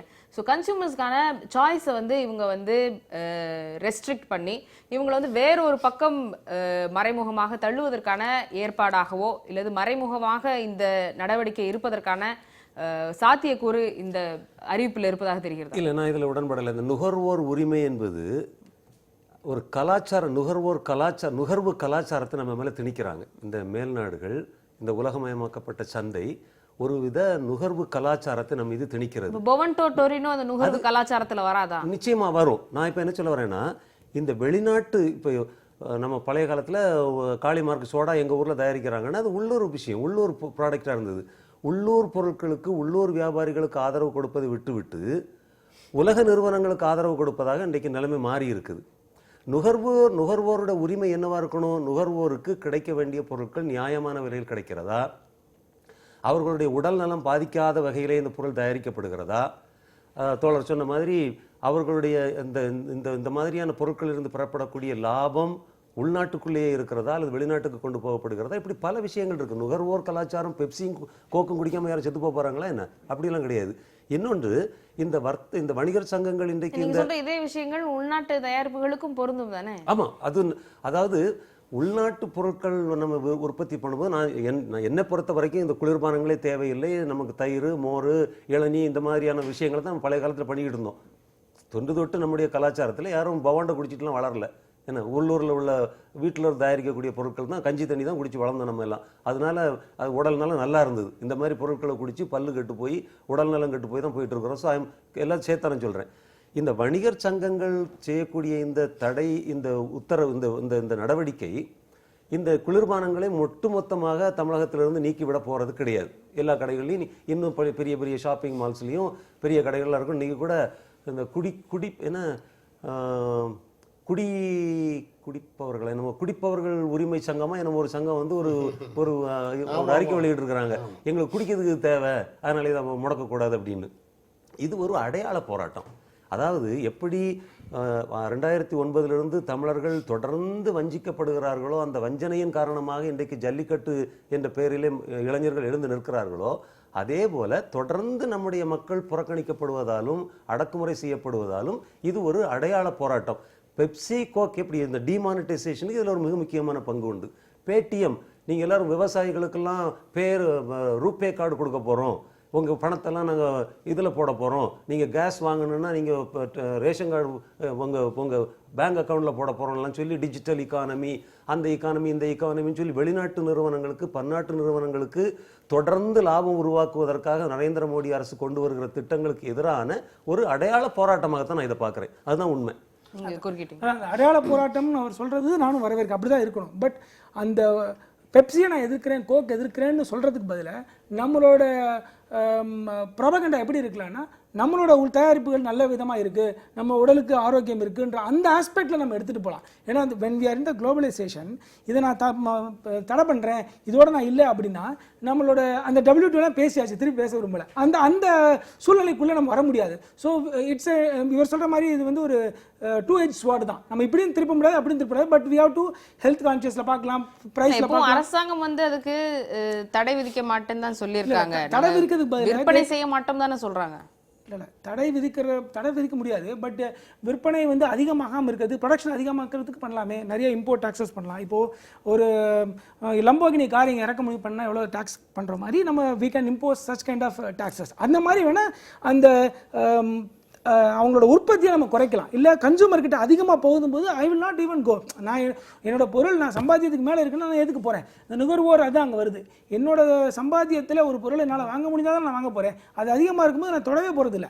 ஸோ அந்த மாதிரி நம்மளோட போராட்டங்களை, அந்த மாதிரி நம்மளோட அந்த பார்வையை மாற்றிக்கலாம். ரெண்டாவது, மேக் இன் இண்டியான்னு சொல்கிற இந்த பிரதம மந்திரிகள், இந்த பிரைம் மினிஸ்டர், இந்த கவர்மெண்ட் வந்து இந்த மாதிரி ஒரு ஆப்பர்ச்சுனிட்டியை யூஸ் பண்ணியிருக்கலாம். அந்த மாதிரி ஓகே பொவன்டோ, டொரினோ, காளிமார்க் எல்லாத்தையும் பண்ணலான்னு. பட் அங்கே உள்ள நடைமுறை சிக்கல்னால நாங்கள் பண்ண மாட்டோம், நீங்களே பண்ணிக்கோங்க, ஜல்லிக்கட்டுக்கு சொன்னாங்கன்னு கனகராஜ் சார் சொன்னார்ல, அந்த மாதிரி தான். ஸோ டைரெக்டாக நம்ம போயிட்டு no ban to Coke, ban to பெப்சின்னு பண்ண முடியாது. பட் இன்டைரக்டாக in many ways we can do that. Also symbolises our sentiments. இப்போ இந்த போராட்டம் வந்து ஒரு அடையாள போராட்டம் அப்படின்னு உதயகுமார் அவர்கள் தெரிவிச்சிருக்காரு. ஆனால் இது வந்து உணர்ச்சி வசப்பட்டு எடுக்கப்பட்ட முடிவு அப்படின்னு சில தரப்பினர் வந்து கருத்து தெரிவிச்சிருக்காங்க. இப்போ இந்த முடிவுக்கான நியாயமான காரணங்கள் இருக்கு அப்படின்னு நீங்க கூறியிருந்தாலும் கூட எதிர்த்தரப்புலேருந்து வைக்கக்கூடிய வாதங்கள், அதாவது இப்போ ஒரு குளோபலைஸ்ட் எக்கானமியில் இப்போ நம்மளுடைய பொருட்கள் வெளிநாட்டுக்கு வந்து ஏற்றுமதி செய்யப்படுகிறது, அந்த பொருளாதாரம் வந்து பாதிக்கப்படும் அப்படின்ற கருத்து முன்வைக்கப்படுகிறது. இந்தியன் பெவரேஜஸ் அசோசியேஷன் தரப்பிலிருந்தும் கூட இந்திய பொருளாதாரத்துக்கே வந்து லாங் டேர்மில் வந்து பாதிப்புகள் ஏற்படக்கூடும், இந்த முடிவு வந்து அடையாள போராட்டமாக இல்லாமல் வணிகர் சங்கங்கள் கூறுவது போல அவங்க ஒரு மாத காலம் நாங்கள் வந்து பிரச்சாரம் மேற்கொள்வோம் அப்படின்லாம் சொல்லி தான் அதுக்கப்புறம் நாங்கள் தடையை கொண்டு வருவோம்னு சொல்லியிருக்காங்க. ஸோ நிஜமாக வெற்றிகரமாக அமுல்படுத்தப்பட்டால் இதுக்கு வந்து இந்திய பொருளாதாரத்தின் மீது பாதிப்புகளை ஏற்படுத்தக்கூடும் அப்படின்னு பல தரப்பிலிருந்து வாதங்கள் வைக்கப்படுகிறது. இந்த மாதிரியான வாதங்கள் ரொம்ப சொத்தையான வாதங்கள். ஈரான் மீது தடை இருந்தது, ஈரான் நாடு இல்லாமலே போயிடுச்சா? அவங்களோட யார் டயலாக் பண்ணா? பிரெக்சிட், நீங்கள் வந்து யூரோப்பியன் யூனியனில் இருந்தால் தான் இங்கிலாந்து உயிர் வாழணும்னு சொன்னீங்க, அந்த மக்கள் பிரிச்சுக்கிட்டு வந்துடலையா? இன்றைக்கி யூரோப்பியன் யூனியனில் இருக்கணுமா வேண்டாமான்னு பல நாடுகளில் விவாதம் வரலையா? ஏதோ இங்கேருந்து போகிற காசையெல்லாம் நம்ம நிப்பாட்டிடுவோன்னு சொன்னாங்க. வோடாஃபோன் கேஸு 3000 கோடி அவன் பணம் கட்டணும். கோர்ட்டுக்கு இந்தியன் கவர்மெண்ட்டு கோர்ட்டுக்கு போனோன்னு என்ன சொன்னான்? நான் உங்களோட பிஸ்னஸ் வச்சுக்க மாட்டேன்னு சொன்னான். வேறு வழி இல்லாமல் கவர்மெண்ட்டு சரண்டர் ஆச்சு. இப்போ நோக்கியா விஷயம் அப்படி தான் ஆச்சு. கோல் இந்தியா லிமிட்டெடில் 1.5% ஒரு ட்ரஸ்ட்டு வச்சுருக்கான். அவன் இந்த விலையை நிர்ணயத்தில் குறைக்கக்கூடாதுன்றான். என் ஊரில் மின்சாரம் கிடைக்க வேண்டுமென்றால் நிலக்கரியினுடைய விலையை குறைக்க வேண்டும் என்று கோல் இந்தியா நிறுவனம் முயற்சி செய்தால் வெறும் 1.5% வைத்திருக்கக்கூடிய அமெரிக்க ட்ரஸ்ட்டு வந்து முடியாது அப்படின்னு சொல்கிறான். நான் என்ன கேட்க விரும்புகிறேன், இதில் எல்லாம் உங்களால் எங்கேயாவது முடிஞ்சா? நான் வந்து தூத்துக்குடியிலேருந்து வந்தேன், தோழருக்கு தெரியும், ஆரம்பத்துலேருந்து அதில் அவர் அதை ஃபாலோ பண்ணிகிட்ருக்கார். ஸ்டெர்லைட்டு அவன் கொஞ்சம், அதாவது மன்னார் உயிர்கோள பகுதியில் இருந்து எத்தனை கிலோமீட்டர் தள்ளி இருக்கணும்? 25 கிலோமீட்டர் தள்ளி இருக்கணும். அவன் உள்ளே இருக்கான். நம்ம கோர்ட்டுக்கு திடீர்னு வந்து அது உள்ளே வந்துட்டது மாதிரி தோன்றிடுச்சு சுப்ரீம் கோர்ட்டுக்கு. சரி எவ்வளவு குறைகிறதோ பிழை இருக்கிறதோ அதற்கு தகுந்த மாதிரி குறைத்து கொள்ளுங்கன்னு சொல்லிடுச்சு. வெறும் 1/3 பகுதி 33% அது என்னது கிரீன் பெல்ட் இருக்கணும், பசுமை அந்த வளாகத்துக்குள்ள 33% பகுதியில் மரம் நடணுங்க. அதை பண்ண மாட்டேன்றான். கேட்கறதுக்கு துப்பு இல்லாமல் அரசாங்கம் இருக்குது இன்றைக்கு வர அந்த ஊரில். இதனால் ஏகப்பட்ட பிரச்சனைகள். செய்ய மாட்டேன்றானே. நீங்கள் உங்களுக்கு தெரியுமா, சுப்ரீம் கோர்ட்டு போகும்போது தான் ஹாப்பர் வச்சு கொட்டினான் எங்கே துறைமுகத்திலேருந்து. எனவே அப்புறம் என்னுடைய தனிப்பட்ட உரிமை, சொசைட்டி மொத்தத்துக்கும் உரிமைனா அதில் யாராவது தனி உரிமை கோரினாருன்னா அதுக்கு பேர் என்னது? நீங்கள் உங்கள் தனி மனித உரிமைக்காக நீங்கள் உங்கள் சொசைட்டியினுடைய உரிமையை நான் வந்து காலி பண்ணிடணுமா? சொசைட்டியினுடைய அளனை நான் விட்டு கொடுத்துட முடியுமா? அது சாத்தியமே கிடையாது. அடுத்து வந்து சார் கூட இன்னொரு விஷயத்த சொன்னார். அதாவது இதில் இந்த தோழர் சொன்னதில் இருக்கக்கூடிய ஒரு பாயிண்ட் இருக்குது. என்கிட்ட காசு இருந்தால் தானே வாங்குவேன், இல்லைன்னா வாங்க மாட்டேன். சப்ரைம் கிரைசிஸ் என்னது? உங்களை வாங்க சொல்லி தூண்டுவது. இப்போ நம்ம ஊரில் ஒரு வீட்டுக்கு ஒரு லோன் வாங்கணும்னா வீடு இருந்தால் வீட்டு மேலே, நிலம் இருந்தால் நிலத்து மேலே லோன் வாங்கலாம். சரி, நீங்கள் ஃபினான்ஸ் கேபிட்டல் அதிகமாக வந்த பிறகு, நிதி மூலதனம் அதிகமான பிறகு அது எங்கேயாவது இன்வெஸ்ட் ஆகணும். அப்போ என்ன பண்ணுறான், உங்ககிட்ட பணம் தரேன், இந்த பணத்தை வச்சே நீ நிலம் வாங்கு, வீடு வாங்கு, கார் வாங்கு, நீ மாதம் இவ்வளவு கட்டுன்றான். ஒரு ஸ்டேஜில் அது வரலை. 2008 அதனால தானே அழிஞ்சு போச்சு. அவன் விழுந்ததும் இல்லாமல் உலகம் முழுவதையும் பிடிச்சி இழுத்துட்டு போனாங்களே. ஒரு ஃபெயிலாகி போன மாடலை தூக்கி வச்சு கொண்டாடுகிற ஏற்பாடு இதற்குள் இருக்கிறது. நான் அடையாளப்பூர்வம் என்று பார்க்கல. காந்தி சட்டை இல்லாமல் அதை கழட்டி போட்டு போனார்னா அது என்னது? வெறும் அடையாளம் மட்டுமல்ல, அந்த அடையாளம் இந்த விடுதலை போராட்டத்தினுடைய மிக முக்கியமான குறியீடாக விளங்கியது. நீங்கள் இந்த போராட்டத்தில், மெரினாவில் நடந்த போராட்டத்தினுடைய ஒரு விளைவாக நான் இதை பார்க்கிறேன். நம்முடைய இளைஞர்கள் இதை பற்றி பேசினார்கள். தனித்தனியாக இடதுசாரி இயக்கங்கள், பல்வேறு இயக்கங்கள் பேசிக்கொண்டே இருந்தோம். அதில் எதுவும் நடக்கலை. ஆனால் இப்போ ஒரு அடியில், ஒரு ஸ்ட்ரோக்கில் இந்த நாட்களில் 70% விற்பனையை குறைச்சிட்டானா இல்லையா? நம்முடைய பிள்ளைகளால் அது முடிஞ்சதா இல்லையா? இந்த பிள்ளைகள் தாங்கி நிற்பார்கள். மற்ற விஷயத்துக்கு நீங்கள் சொல்கிறீங்கல்ல தியாகம் பண்ணுங்கன்னு, ஒருவேளை இது தேவை இருந்தால் அதை தாண்டியும் தியாகம் செய்வார்கள். கரெக்டு தான். இப்போ நம்ம பேன் பண்ணுறதுலாம் கரெக்டு. பிரச்சனை என்னென்னா, அடிப்படையாக ஒரு எக்கானமியில் நம்மளுக்கு என்ன தேவை, நம்மளால் ப்ரொடியூஸ் பண்ணக்கூடிய குட்ஸு, இந்த நாட்டில் நம்மளாலேயே பண்ணக்கூடிய குட்ஸை வெளிநாட்டிலேருந்து வராமல் இருக்கிறதுக்குரிய அடிப்படையான அந்த விஷயத்துக்கு எல்லாரும் உடன்படுவாங்க. நானும் உடன்படுறேன், அதில் மாற்று கருத்தே இல்லை. நம்மளோட இப்போ நம்ம நாட்டிலே தயாரிக்க முடிஞ்சால் வெளிநாட்டிலேருந்து வரக்கூடாது, இல்லைன்னா அதிகமான டேக்ஸ் கட்டு. பட் எங்கே பிரச்சனை வருதுன்னா வரவே கூடாதுன்னு சொல்கிறது தான். நம்ம நாட்டில் இம்பார்ட்டன்ஸ் அதிகமாக கொடுக்கணுங்கிற வாதத்தில் நான் மறுக்கவே இல்லை. That is too. நம்ம எஸ்எம்இ வைக்கிறியா, தூத்துக்குடி பக்கத்தில் நீர் கொடுக்கணுமா, எல்லா இண்டஸ்ட்ரிக்கும் கொடுங்க. ப்ரையாரிட்டி நம்மளுக்கு தான். நம்ம நாட்டில் என்ன விளையுதோ, நம்ம நாட்டில் என்ன பொருளாதாரம் கொண்டு வர முடியுமோ அதுக்கு இம்பார்ட்டன்ஸ் கொடுத்து தான் ஆகணும். அதில் நான் ஒரு ஆஸ் அன் எக்கானமிஸ்ட் நான் ஒத்துக்கிறேன். பட் நீ கொண்டு வராதான்னு சொல்லும்போது உள்ள சிக்கலை தான் எடுத்து சொல்கிறோம். WTO இருக்குது, குளோபலைசேஷன் இருக்குது. அதனால அது வந்து நம்ம அகெயின்ஸ்ட்னு பார்க்கறதுக்கு பதிலாக இதை எப்படி மிட்டிகேட் பண்ணுறது, how can we mitigate this, அப்படி தான் நான் பார்க்குறேன். இதில் இந்த பிரச்சனை வந்து மறுபுறத்திலிருந்து அணுகணும்னு சொல்றாரு. முன்னாடி சொன்னது கூட அதுதான். அதாவது மக்களிடம் வந்து பிரச்சாரம் வந்திருக்கு. மக்கள் இப்போ நாங்கள் வந்து வாங்கவே மாட்டோம்னு சொல்லிட்டா இது இவ்வளோ பெரிய விவாதமாக மாற போகிறது இல்லை. இப்போ அரசாங்கம் தடை செய்ய மாட்டோம்னு சொல்றாங்க, மக்களிடமிருந்து பெருவாரியாக நாங்க வாங்க மாட்டோம் அப்படின்னு பெரிய விதமான குரல்கள் வந்த மாதிரி தெரியல. நடுவில் இருக்கக்கூடிய வியாபாரிகள் தான் இதை வந்து விற்பனையை வந்து தடை செய்வோம்னு சொல்லியிருக்காங்க. ஸோ பிரச்சனையை வந்து மறுபுறம் மக்கள் அவர்களிடம் வந்து பிரச்சாரம் செய்வது, நம்ம கிட்ட இருக்கக்கூடிய உள்நாட்டு தயாரிப்புகளை வந்து ஊக்குவிப்பதற்கான நடைமுறைகளை எடுக்காமல், அதற்கான நடவடிக்கைகள் எடுக்காமல் நீங்கள் எதிர்ப்புறத்திலிருந்து இந்த பிரச்சனையை அணுகுவது சரியா அப்படின்றது அவங்க வைக்கக்கூடிய கேள்வி. வர்த்தக சங்கம் வந்து யாரையும் வந்து கட்டாயப்படுத்த போறதோ துன்புறுத்த போறதோ கிடையாது. அதுல இன்னொரு விஷயத்தை நான் குறிப்பிட விரும்புறேன். இந்த உலகச்சந்தைன்னு பேசுறோம்ல, இந்த உலகச்சந்தை முதலீட்டை இங்க இந்தியாவில் இருக்கக்கூடிய ஒரு முதலாளி தன்னுடைய முதலை எடுத்து கொண்டு போய் இன்னொரு நாட்டில் முதலீடு பண்ண முடியும். பிரேசிலில் இருக்கக்கூடிய ஒரு முதலாளி அவருடைய பணத்தை கொண்டு வந்து மெக்சிகோலையோ வேற ஒரு நாட்டில் வந்து வேற ஒரு நாட்டில் முதலீடு செய்ய முடியும். ஆனால் அடிப்படையில் உள்ள பிரச்சனையை பாருங்க, தொழிலாளி அந்த லேபர் வந்து எங்கேயும் மூவ் ஆகுது. கேபிட்டல் கேன் மூவ், ஆனால் லேபர் கேனாட் மூவ். நான் இப்போ என்னுடைய மனைவி, என்னுடைய 5 குழந்தைகளோட நான் போய் கலிஃபோர்னியாவில் உள்ள ஒரு பழத்தோட்டத்தில் போய் நாங்கள் வந்து ஒரு 3 மாதம் உங்கள் சீசனில் அமெரிக்காவில் லேபர் தேவைப்படுது, நாங்கள் வந்து உங்கள் நாட்டில் வந்து ஒரு 3 மாதம் உட்காந்து பழத்தோட்டங்களை பழம் பறிக்கிறதுக்கு நாங்கள் எங்கள் லேபரை நாங்கள் தரோம், எங்களுக்கு விசா கொடுங்கன்னு கேட்டு பாருங்கள் அமெரிக்கன் எம்பசியில் போய். லேபர் வந்து எங்கேயும் மூவ் ஆக முடியாது. அப்போ அதுலேயே அடிப்படையிலேயே பிரச்சனை இருக்குது. சோழர் சேதுராமன் சொல்றதை நான் ஏற்றுக்கிறேன், உண்மைதான். ஆனாலும் இதில் உள்ள ஃபண்டமெண்டல் லாஜிக் வந்து it's lopsided. Capital can move, labour cannot move. அப்படி வரும்போது லேபர் இவ்வளோ கட்டுப்படுத்துறீங்களா? ஒரு இமிகிரேஷன் ஒரு விசா வாங்க முடியுமா? நீங்கள் பிரிட்டனுக்கு போகிறதுக்கு டிரான்சிட் பேசஞ்சரா நீங்கள் வெளியே வேற ஒரு நாட்டுக்கு போகிற வழியில் லண்டன் ஏர்போர்ட்டில், ஹீத்ரோ ஏர்போர்ட்டில் ஒரு 2 மணி நேரம் இருக்குன்னு நீங்கள் டிரான்சிட் விசா வாங்கணும். அந்த டிரான்சிட் விசா வாங்குறதுக்கு தலைகளை நிற்கணும் அங்கே போய். அவ்வளவு ரெஸ்ட்ரிக்ட் பண்ணுறீங்களா மக்களை, லேபரை?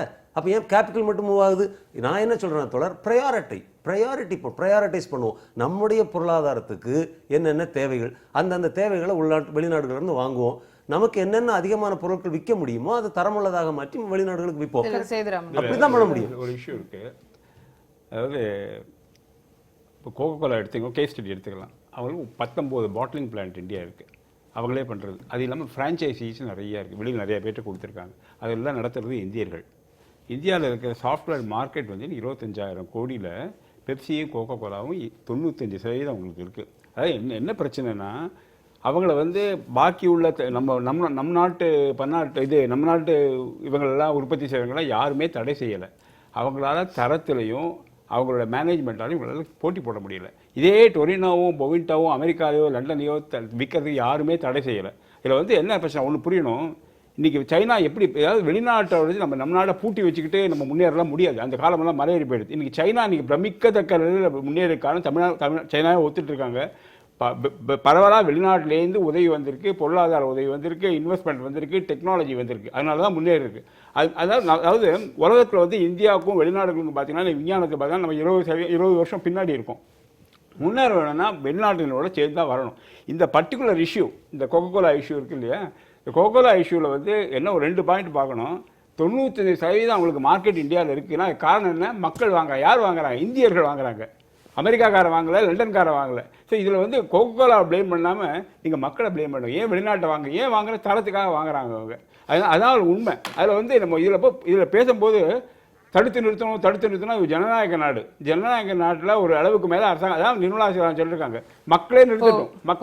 உள்நாட்டு நிறுவனங்கள் அவங்களோட கம்பீட் பண்ண முடியல, தரத்துக்காக தான் மக்கள் போகிறாங்க, மக்களை தான் ப்ளேம் பண்ண முடியுன்ற வாதத்தை ஏற்றுக்கிறீங்க? அதாவது இந்த போட்டி போடுறதுங்கிறது இருக்குல்ல, அது ரொம்ப திறமையான வாதம். பார்த்துக்குங்க, சோலக்கோவோட ஒரு கதை உண்டு, ரொம்ப சிறுகதை.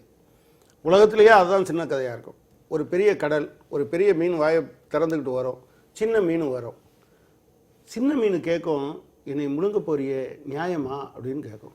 வேணா நீ என்னை முழுங்கிக்கோ அப்படின்னு சொல்லும். அது முடியாதுன்னு தெரியும். அதனால்தான் உங்களுக்கு சட்டம் தேவைப்படுகிறது. நீங்கள் காட்டோட நியாயம் ஒன்று இருக்குது, வலுத்தது வாழும். நீங்கள் நாகரிக உலகம் என்பதை என்னன்னு சொன்னால், இருப்பதில் கடைசியாக வாய்ப்பு மறுக்கப்பட்டவனையும் தூக்கிட்டு போகிறது.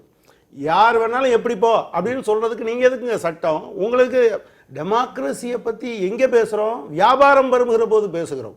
டெமோக்ரஸி என்பது எதற்காக இருக்கணும்? மக்களுடைய வாழ்வை மேம்படுத்துவதற்காக இருக்கணும். நான் என்ன சொல்கிறேன், இந்த 95% எப்படிங்க பிடிச்சா? நீங்கள் இன்றைக்கி அமேசானில் எல்லாரும் பொருள் வாங்குறாங்க, டேக்ஸ் கட்டுறாங்களா? எங்கே குடவுன் வச்சுருக்காங்க? எந்த ஊரில்? நீங்கள் ஆகாயத்தில் வரும்போது உங்கள் டேக்ஸ் முழுவதையும் அவன் வயலேட் பண்ணி கொடுக்குறான். அது எனக்கு சேர வேண்டிய, அரசாங்கத்துக்கு சேர வேண்டிய பணத்தை கொடுக்காமல் ஏமாற்றுவதன் மூலமாக எனக்கு குறைச்சலாக கொடுத்ததான தோற்றத்தை உருவாக்குகிறார்கள். ஆனால் உண்மையில் என்ன பிரச்சனை இருக்குது? அந்த பணம் அரசாங்கத்துக்கு போக வேண்டியது போகலை. ஸோ கொஞ்ச நாள் கழித்த பிறகு இது ரெண்டையும் வாங்குவாங்க, இல்லைன்னு சொல்ல முடியுமா? நீங்கள் முன்னால் எல்லா கிரிக்கெட் போட்டியும் பெப்சியும் கோக்கும் தாங்க ஸ்பான்சர் பண்ணோம். இன்றைக்கி பண்ணுதா? அடித்து மார்க்கெட்டில் இருந்த உள்ளூர் ப்ராடக்ட் எல்லாத்தையும் காலி பண்ண பிறகு இன்றைக்கி அவனுக்கு அட்வர்டைஸ்மெண்ட் தேவையில்லை. அப்படி வந்ததுனாலேயே அவனை வெளியே அனுப்ப முடியாதுன்னு நீங்கள் சொல்லிகிட்டு இருக்கீங்க. நான் சொன்னது மாதிரி நீங்கள் வோடாஃபோனுக்கு யார் நம்ம ஊரில் நம்ம மினிஸ்டர், இப்போ ஃபினான்ஸ் மினிஸ்டர் இருக்கார் அருண்ஜேட்லி தான் அவங்களுக்கு லீகல் அட்வைசர். இந்த மாதிரியான ஆட்களை பிடிச்சி வச்சுக்கிறாங்க அவங்க. நீங்கள் ஒன்றுமே பண்ண முடியாது. இவங்க தான் அதற்காக பேசுவாங்க. அது எந்த வகையில் நியாயம் என்று நான் கேட்க விரும்புகிறேன். இன்னொன்று சார், சுற்றி அப்புறம் சர்க்கம் பண்ணிகிட்டே இருக்கிறது லா தான்.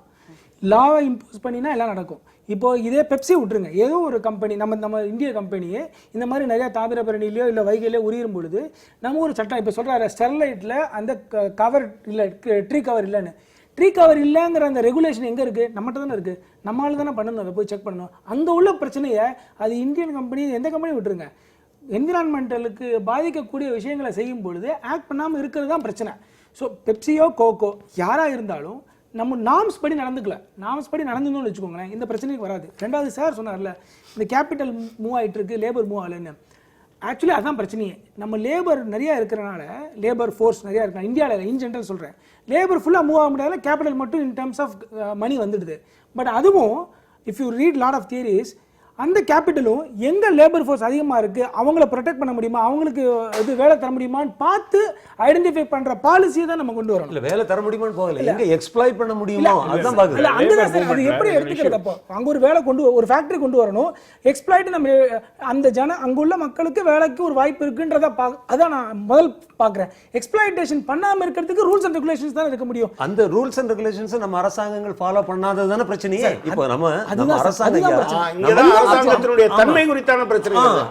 பிஜேபி காங்கிரஸ் வராங்க. இல்ல நீங்க சொல்ற அந்த பாயிண்ட ஒத்துக்கிறேன். பட் நீங்க என்ன சொல்றீங்க? பிரச்சனை நார்ம்ஸ்ல இருக்குது. நார்ம்ஸ் அமல்படுத்த வேண்டியவர்கள் கையில். அரசு ஆளும் கட்சிகள், குறிப்பா காங்கிரஸ் கட்சியும் பாரதிய ஜனதா கட்சியும் முழுக்க வெளிநாடுகளுக்கும் அவர்களுடைய பன்னாட்டு நிறுவனங்களுக்குமாகத்தான் உழைக்கும். இதுக்கு பதில் சொல்லிட்டோம் சார். மதுரையில் ஏன் எந்த மேனுஃபேக்சரிங் இண்டஸ்ட்ரியும் வரலங்க? எவ்வளவு அந்த ஊர்ல இருக்கக்கூடிய சிஐஐ முயற்சி பண்றாங்க, எல்லாரும் பண்றாங்க.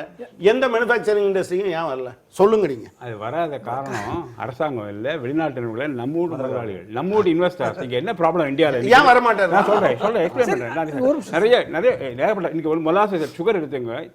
இந்தியாவிலேயே யூபிக்கும் மகாராஷ்டிராவில் தமிழ்நாடுலாம் எக்கச்சக்க வைத்து நடக்குது. சுகர்லேருந்து எல்ஐசின்னு ஒரு பிளான்ட் இருக்கு, மோனோசோடியம் குளூட்டமேட் பிளான்ட் இருக்கு, சிட்ரிக் ஆசிட் ஒரு ப்ராடக்ட் இருக்கு, லைசின் இருக்கு, ஏகப்பட்ட ப்ராடக்ட் இருக்கு.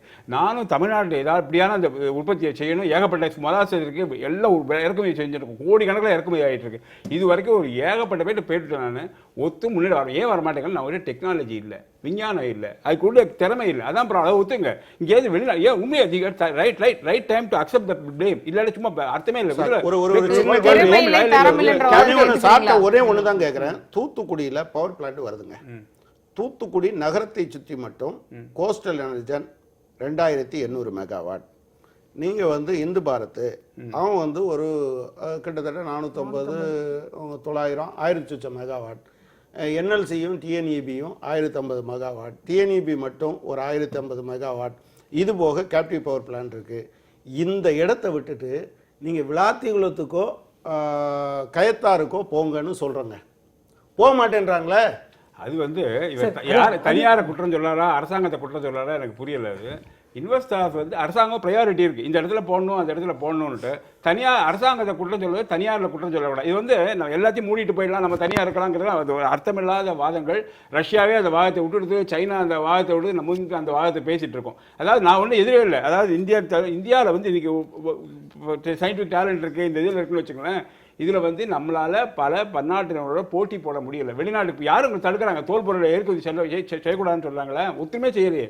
நம்மளால லெவல் பிளேயிங் ஃபீல்டா இல்லன்றது அவங்க லெவல் பிளேயிங் ஃபீல்டு யார் கொண்டு வருவாங்க? மக்கள் கொண்டு வரணும், நம்ம விஞ்ஞானிகள் கொண்டு வரணும், நம்ம எல்லாம் ஊக்குவிக்கணும். லெவல் பிளேயிங் ஃபீல்டு கொண்டு வர வேண்டியது அரசாங்கத்தினுடைய கடமை இல்லையா? அரசாங்கம் செய்யாம இல்லை, அரசாங்கம் செஞ்சுட்டு இருக்காங்க. அரசாங்கம் மாத்திரம் ஒன்றும் செய்ய முடியாது, மக்களும் செய்ய வேண்டும், கனகராஜ் போன்ற நண்பர்களும் செய்ய வேண்டும். நம்ம ஊர்ல இருக்கக்கூடிய ஃபெர்டிலைசர் பிளான்ட் நேச்சுரல் கேஸுக்கு எல்லாரும் மாறிட்டாங்க சார். மூணு பிளான்ட் தான் சார் மாறல. எம்எஃப்எல் 2 தமிழ்நாட்டில் இருக்கு. ஒன்று எம்எஃப்எல், இன்னொன்று ஸ்பிக்கு, இன்னொன்று மேங்களூர் கெமிக்கல்ஸ். இந்த 3 பேருக்கும் நாஃப்தாவை அவங்க கோரிக்கை என்னன்னா, வெளிநாட்டுக்கு என்ன விலைக்கு ஏற்றுமதி பண்றியோ அந்த விலையை எனக்கு கொடுன்னு கேட்குறாங்க. இது ஃபேக்டா இல்லையா? வெளிநாட்டுக்கு ஏற்றுமதி பண்றதை விட எனக்கு அதிக விலையில கொடுப்பாங்க. நான் சொல்றேன். அதாவது இயற்கை எரிவாயு நேச்சுரல் கேஸ்ல இது நாஃப்தா 2 இருக்கு. நாஃப்தால இது பண்ணுறத விட நேச்சுரல் கேஸ்ல பண்ணால் விலை குறவாக இருக்கும், காஸ்ட் ஆஃப் ப்ரொடக்ஷன். அது அந்த அன்னைக்கு வந்து நிலைமை. இன்னைக்கு வந்து உலகத்தில் வந்து க்ரூட் ஆயில் பிரைஸ் குறைஞ்சனால நாஃப்தா விலை ரொம்ப குறைஞ்சி போயிருக்கு. இந்த பிரச்சனை வந்தபோது மெட்ராஸ் ஃபேட்டில் மூடி இருந்தது. அப்போ மத்திய அரசு இடப்பட்டு திருப்பி எங்களுக்கு ஸ்பெஷல் ப்ரைஸ் கொடுத்து பிளான்ட்டை ஓட்ட வச்சாங்க. அதாவது இவங்க உண்மை அதை நிறுத்தியிருந்தாங்க, பிரச்சனை வந்துட்டு அது ஸ்பெஷல் கொடுத்து எல்லாரும் ஓடிட்டு இருக்கு. பிக் ஓடிட்டு இருக்கு, மேங்களூர் ஃபேட்டில் ஓடிட்டு இருக்கு, மெட்ராஸ் ஃபேட்டில் ஓடிட்டு இருக்கு. எல்லாம் நேச்சுரல் தான் ஓடிட்டு இருக்கு, நேச்சுரல் கேஸ் இல்லை. ஒரு டெம்பரரி ஃபேஸ் இருந்து அரசாங்கம் கண்ணு முடிச்சுட்டு செஞ்சாங்க. அதனால ப்ரொடெக்ட் பண்ணலன்னு சொல்றாங்க. இன்னைக்கும் வெளிநாட்டுக்கு ஏற்றுமதி பண்ற நாஃப்தா விலையை விட நீங்க இந்த 3 ஃபெர்டிலைசர் கம்பெனியும் கொடுக்கிற நாஃப்தாவினுடைய விலை அதிகமா கம்மி இல்ல. அதாவது நம்ம அந்த ஸ்பெசிபிக் இஷ்யூக்குள்ள விவாதம் இல்ல. நீங்க ஜெனரலா பேசும்போது ஒண்ணும் தெரியாது. நீங்க உள்ளூர்ல இருக்க உற்பத்தி பண்ற நாஃப்தாவை எனக்கு அதிக விலைக்கு வித்துட்டு நீங்க வெளிநாட்டுக்கு கம்மியான விலைக்கு அனுப்புறீங்கன்னா அதற்கு பேர் என்ன? நீங்க எங்க இருந்து ப்ரொடெக்ட் பண்ணுவீங்க? நீங்க சொன்னது ரைட், வேற சப்ஜெக்ட் போறோம். But still I will answer him. நாஃப்தாவை இறக்குமதி செய்ய எந்த விதமான தடையும் கிடையாது. மெட்ராஸ் ஃபெர்டிலைசர் வந்து இங்கே வாங்க வேண்டாம், நாஃப்தா வெளிநாட்டு வாங்கினா இறக்குமதி செய்யலாம். நாஃப்தா இப்போ தினமும் ப்ரைஸ் மாறிட்டு இருக்கு, அதில் வேற பிரச்சனைகள்லாம் இருக்குது. அவ்வளோ சிம்பிள் இல்லை சொல்கிறது. அவர் யாருமே அவரை தடுக்கலை. நாஃப்தா வேணா இம்போர்ட் பண்ணலாம். அதை கேட்கல. விலை கூடுதல் குறைச்சல் என்கிற அந்த இஷ்யூ இருக்கா இல்லையா? விலை குறைச்சி எல்லா பாட்டிலையும் இருக்குது, இதில் மாத்திரம் நாஃப்தா மாத்திரம் இருக்குது. ஏன் இல்லை? இந்தியன் இண்டஸ்ட்ரியை காப்பாத்துறதை விட நீங்க என்ன நினைக்கிறீங்க? வெளிநாட்டுல லாபம் சம்பாதிக்கலாம் அப்படித்தானே நினைக்கிறீங்க? நீங்க தனியார் ரிஃபைனரிஸ் இங்க இருந்து ஏற்றுமதி பண்ணா உங்களுக்கு லாபம் கிடைக்கும்னு நினைக்கிறீங்க. ஏங்க ஒரே கம்பெனி தானங்க விக்குது. இந்திய கம்பெனிக்கு அதிகமான விலைக்கும் வெளிநாட்டு கம்பெனிக்கு குறைவான விலைக்கும் விக்கிறதுங்கிறது ஃபேக்டா இல்லையா? இல்ல, உண்மை இல்ல. It's not fact sir. நம்ம செக் பண்ணுவோம் சார். நான் இந்த சேலஞ்சை நான் ஏத்துக்கிறேன் சார். நான் ஒண்ணே சொல்றேன். நம்ம இன்னொரு காலத்தின் குரல் நிகழ்ச்சி நடக்கும் பொழுது இது தொடர்பான வேற ஒரு விவாதம் வரும்போது அந்த ஃபேக்டர் நம்ம செக் பண்ணிக்கலாம். இப்போ வணிகர் சங்கங்கள் அறிவித்திருக்கக்கூடிய இந்த விற்பனை தடையானது நடைமுறை சாத்தியமா இல்லையா அப்படின்னு உங்களுடைய இறுதி கருத்து? நடைமுறை சாத்தியமா அப்படிங்கிறது வந்து அடையாள போராட்டம் அவர் சொல்றதுனால அது நுகர்வோர் சந்தையில தான் நம்ம இருக்கோம். ஸோ அதனால மக்கள் வந்து புறந்தள்ளிட்டாங்கன்னு வச்சுக்கோங்களேன், எந்த பொருளும் இங்கே இருக்க போறது இல்லை. ஆனால் தமிழ்நாடு வணிகர் சங்கம் எடுத்திருக்கிற ஒரு முயற்சி வந்து பரவலாக சில பேர்னால வரவேற்கப்படலாம். அந்த மாதிரி சக்ஸஸ் ஆச்சுன்னா நம்ம வரவேற்க தான் செய்யணும். பட் இந்த ஒரு ப்ராடக்ட்டை மட்டும் அட்டாக் பண்ணுறதுக்கு பதிலாக இன் ஜென்ரல் ஹெல்த் ஹசார்ட்ஸ் இருக்கிறது இல்லை மற்ற விஷயங்களையும் நம்ம பார்த்தோம்னா வெல் அண்ட் குட். பட் இந்த ஒரு ப்ராடக்ட்டை மட்டும் பார்க்க நம்முடைய மாணவர்கள் இளைஞர்கள் நடத்தின போராட்டத்தில் பெப்சி கோலாவையும் கொக்கோ கோலாவை பற்றி மட்டும் பேசலை, ஃபுட் செக்யூரிட்டி பற்றி பேசினாங்க, ஹெல்த் இஷ்யூஸ் பற்றி பேசினாங்க. இந்த வெளிநாட்டிலிருந்து இறக்குமதி செய்யக்கூடிய உணவுப் பொருட்களை விட்டுவிட்டு நம்முடைய சாமை திணை போன்ற உள்ளூர் தானியங்களை சாப்பிடணும், மருந்துகள் வெளிநாட்டு மருந்து நிறுவனங்களுக்கு லாபம் சம்பாதிப்பதற்காக நோயாளிகளாகி விடக்கூடாது, நம்முடைய பாரம்பரிய மருந்துகளுக்கு திரும்ப வேண்டும். பல விஷயங்களை நம்முடைய இளைஞர்கள் மாணவர்கள் பேசினாங்க. இந்த ஜல்லிக்கட்டு போராட்டத்தினுடைய நேரடி விளைவு தான் இந்த முடிவு. இந்த வர்த்தகர்கள் கொண்டு வருகிற முடிவை நான் மனமாற ஆதரிக்கிறேன். தமிழகம் முழுக்க உள்ள மக்கள் இந்த போராட்டத்திற்கு, இது ஒரு போராட்டம், இது ஒரு போராட்டம். இந்த போராட்டம் அரசுக்கு ஒரு செய்தியை கொடுக்கிறது. இங்க பாருப்பா, நீ வந்து தொடர்ந்து பன்னாட்டு நிறுவனங்களுக்காகவும் வெளிநாடுகளுக்காகவும் வேலை செய்யற நீ, அது எந்த கட்சி, காங்கிரஸா இருந்தாலும் சரி பாரதிய ஜனதாவா இருந்தாலும் சரி, we are sick and tired of your policies. அப்படிங்கக்கூடிய ஒரு போராட்டம் இது. இந்த போராட்டத்துக்கு தமிழர்கள் நிச்சயமாக ஒரு விழித்தெழுந்து, ஒரு தமிழ் சமுதாயம் இன்னைக்கு விழித்தெழுந்து நிற்கக்கூடிய இந்த சூழலில் நிச்சயமாக வெற்றி பெறும். உங்களுடைய அதாவது இதில் வணிகர் வந்து நம்ம நாட்டு பொருட்களை உற்பத்தி செய்யணுங்கிறதுல அதை ஊக்குவிக்கணுங்கிறது எனக்கு எந்த விதமான மாற்று கருத்தும் கிடையாது. அதே சமயம் இதை வந்து செய்ய வேண்டியது மக்கள். இவங்க என்ன செஞ்சுக்கணும், வணிகத்தில் மக்கள்கிட்ட போய் ஒரு கேம்பெயின் பண்ணுங்கள்.